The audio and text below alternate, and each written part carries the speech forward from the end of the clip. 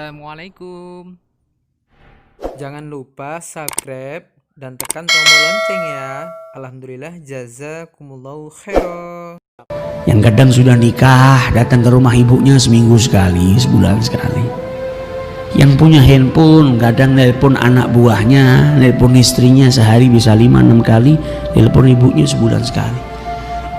Nanti kau punya anak juga seperti itu, wa'iyadzubillah. Gak peduli sama dirimu kalau engkau gak peduli dengan orang tuamu. Kau berada jauh, telepon ibumu pagi sore. Supaya apa? Dapat ridho. Kata Nabi Muhammad, bangun pagi kau dapat ridho orang tuamu, 2 pintu surga terbuka. Begitu juga di waktu petang. Jangan pernah malu, datangin rumah ibumu. Dekat, setiap hari datangin. Karena engkau akan merindukan hal tersebut saat orang tuamu tidak ada. Saat orang tuamu ada, mungkin kau malas 2 hari 3 hari kau gak kunjungin ibumu. Seminggu kau baru ke sana. Nanti kalau orang tuamu tidak ada, yang kau paling rindukan apa pergi ke rumah orang tuamu? Mumpung orang tuamu masih ada. Datangi, cium tangannya, minta ridhonya, minta doanya. Ini kesempatan. Karena engkau akan merindukan hal tersebut saat orang tuamu tidak ada. Saat orang tuamu ada, mungkin kau malas 2 hari 3 hari kau gak kunjungin ibumu. Seminggu kau baru ke sana. Nanti kalau orang tuamu tidak ada, yang kau paling rindukan apa pergi ke rumah orang tuamu?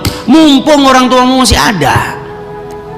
Datangi, cium tangannya, minta ridhonya, minta doanya. Ini kesempatan. Anak yang berbakti kepada orang tua itu ada 2 golongan. Yang berbakti sesuai dengan aturan orang tua minta dikerjakan. Tapi yang lebih daripada itu, orang tua belum mengucap keinginannya, engkau sudah memahami keinginannya dan kau laksanakan sebelum dia mengucapkan keinginannya. Jadilah anak yang berbakti. Karena nanti anakmu berbakti kepada dirimu dan setiap hari pintu surganya Allah terbuka. Jangan jadi seorang anak yang lupa sama orang tuanya, sudah nikah lupa. Orang tuanya nggak pernah dikunjungi. Dulu sampai ada satu anak yang setelah menikah lupa sama orang tuanya, jarang kontak orang tuanya, jarang datang kepada orang tuanya selama 21 tahun. Sesekali, padahal tinggal satu kota. Sampai istrinya pada suatu hari mengingatkan, wahai suamiku, apakah kau hari ini gak kepingin keluar dengan seorang wanita? Kaget suaminya, istri saya itu cuma kamu kok, kau malah merintahkan saya keluar dengan seorang wanita. Maksud kamu apa? Maksud saya kau keluar dengan ibumu. Sudah berapa lama kau nggak makan bareng dengan ibumu? Keluar kau ajak ibumu makan.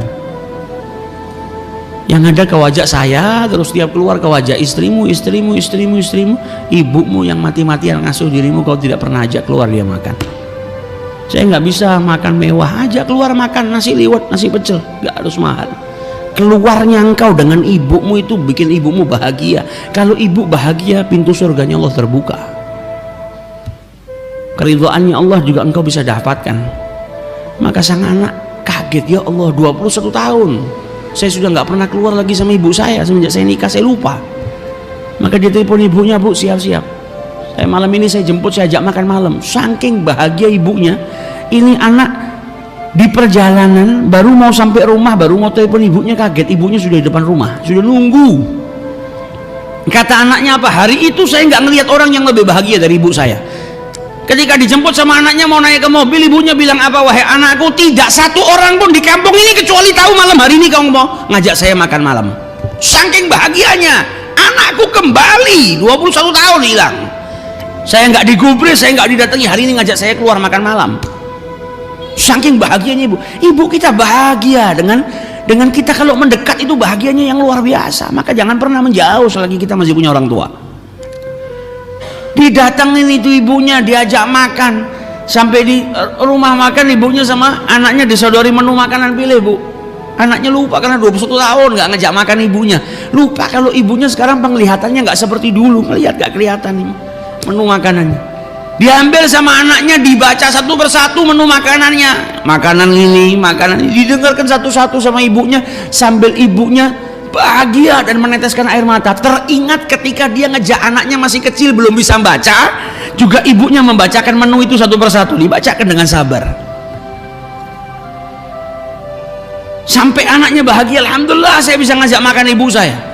Kata anaknya, "Bu, kapan lagi kita makan malam lagi?" Kata ibunya, "Nanti saya yang bikin jadwal. Hari ini kau traktir saya, nanti saya yang traktir dirimu. Kau sama anak-anakmu dan kau juga sama istrimu." Selang beberapa waktu ibunya sakit, masuk rumah sakit, meninggal dunia.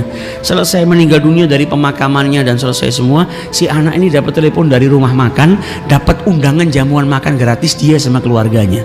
Pergi anaknya pergi ke rumah makan itu, ternyata apa? Yang pesan booking tempat di rumah makan itu ibunya. Ibunya sudah booking, sudah dibayar buat dia sama anak-anaknya. Janjinya ibunya ditepatin. Ibumu nggak pernah lupa dengan dirimu. Wa in dhalama wa in dhalama wa in dhalama. Jangan sampai kita kehilangan momen itu. Kau sekarang nganggep gampang lah ngajak makan ibu saya, makan ayah saya. Nanti kalau ibumu ayahmu nggak ada, kau akan merindukan hal ini. Mumpung masih ada, bahagiakan mereka berdua. Engkau berbakti kepada orang tuamu, maka anak-anakmu juga kelak akan berbakti kepada dirimu. Dan hendaknya seorang anak itu kalau mau bersedekah, maka sedekahlah dengan mengeluarkan sedekah itu untuk orang tuamu. Kita punya harta, mau sedekah, niatkan sedekah ini untuk orang tua kita. Ya Rabb, saya sedekah ini pahalanya untuk ayah saya, pahalanya untuk ibu saya, maka pahalanya akan sampai kepada kedua orang tuanya. Wa yakunu lahu mithla ujurihima, dan baginya juga mendapatkan pahala yang sama sebagaimana pahala yang didapatkan oleh kedua orang tuanya, min ghairi ayyan qusa min ujurihima syai', tanpa mengurangi pahala kedua orang tuanya. Kita punya harta, mau sedekah, keluar dari masjid, ngeliat ada fakir miskin, mau sedekah, ya Rabb, saya sedekah ini saya niatkan pahalanya untuk orang tua saya. Maka orang tuanya dapat pahalanya dan dia pun dapat pahala yang sama seperti pahalanya orang tuanya. Jadi bagusnya gimana? Bagusnya kalau sedekah sebagaimana diajarkan sama Nabi Muhammad. Kalau kita sendiri sedekah sendiri atas nama kita sendiri, misalnya sedekah kita dapat pahalanya 100, ya sudah cuma kita. Tapi kalau kita sedekah kita pahalanya untuk orang tua kita dapat 100, dan itu bagian daripada bakti kita kepada orang tua kita, dan kita pun tetap dapat 100-nya nggak hilang. Nah, ini yang diajarkan oleh Rasulullah Sallallahu Alaihi Wasallam. Orang tuaku sudah wafat, saya mau berbakti, apakah masih bisa ya Rasulullah? Maka kata Rasul Sallallahu Alaihi Wasallam, "Na'am." Apa itu ya Rasulullah? Orang tua saya sudah wafat, tapi saya belum sempat berbakti, atau sudah berbakti tapi kurang. Sekarang mereka semua sudah meninggal dunia, masihkah bisa saya berbakti dan tergolong sebagai anak yang bakti kepada orang tua? Kata Rasulullah, bisa. Caranya bagaimana ya Rasulullah? As-salatu alaihima, doakan kedua orang tuamu. Jadi seorang anak yang mendoakan kedua orang tuanya, pada hakikatnya dia sedang berbakti kepada kedua orang tuanya. Kemudian bagaimana ya Rasulullah? Al-istighfar lahuma, mohonkan ampun kepada Allah untuk mereka berdua. Wa infadu ahdihima, kalau orang tuamu punya janji, punya utang, kau lunasi. Orang tua saya pernah punya janji sama fulan, belum ditunaikan, kau tunaikan. Itu bagian daripada baktimu kepada kedua orang tuamu. Orang tuamu punya hutang, kau ganti, kau bayar hutangnya. Itu bagian daripada baktimu kepada orang tuamu yang telah tiada. Wa ikramu sadiqahuma, menghormatin sahabat kedua orang tua kita. Orang tua kita punya sahabat karib, orang tua kita sudah meninggal dunia, kita hormatin sahabat-sahabatnya orang tua kita.